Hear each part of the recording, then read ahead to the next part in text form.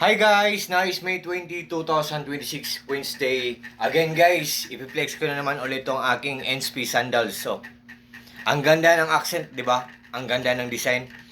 Believe me or not guys ha, all I can see sa product na to, sa item na to, I think lahat maganda sa kanya. Maganda ang accent niya, maganda ang design niya, maganda ang quality niya, maganda siyang suotin kasi napaka-komportable lang niya. Wait guys ha, nakashoes kasi ako. So, wait guys ha. Maganda siyang suotin kasi flexible lang siya, di ba? At guys, believe me or not guys ha.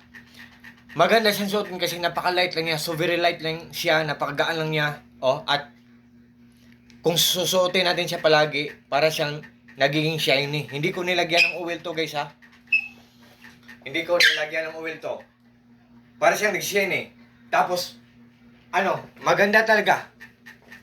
May mga emblem, ang logo nyo, emblem nyo, NSP, dito may naka-okit dito, NSP. Same din sa left side, NSP, inukitan din. Oh. Dito, NSP, dito, NSP. Tapos, guys, hindi siya basta-basta matatanggal lang, hindi siya basta masisira lang, hindi siya basta-basta hindi siya basta-basta dinikit lang. Oh.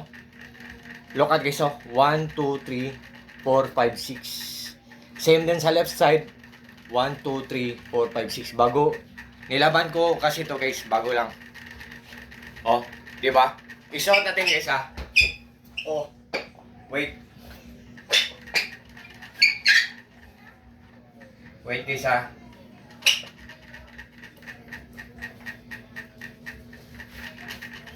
Tingnan nyo guys ha.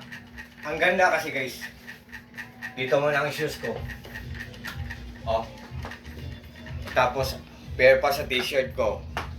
Yesterday, I think, yesterday Monday, sinuot ko to Monday. Kahapon, ibang sinuot ko eh. Yun. Oh, brown.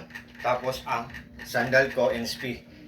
Guys, by the way guys ha, unisex to ha. Pwede sa lalaki, pwede sa babae.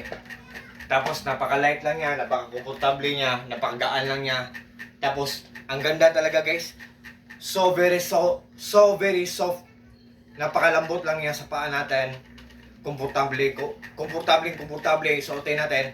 Tapos kung hindi nyo bet ang color na to guys, pag-click nyo sa link ko, may mag-appear doon na maraming choices at iba't iba ring mga sizes. So, sabi ko maganda, mura.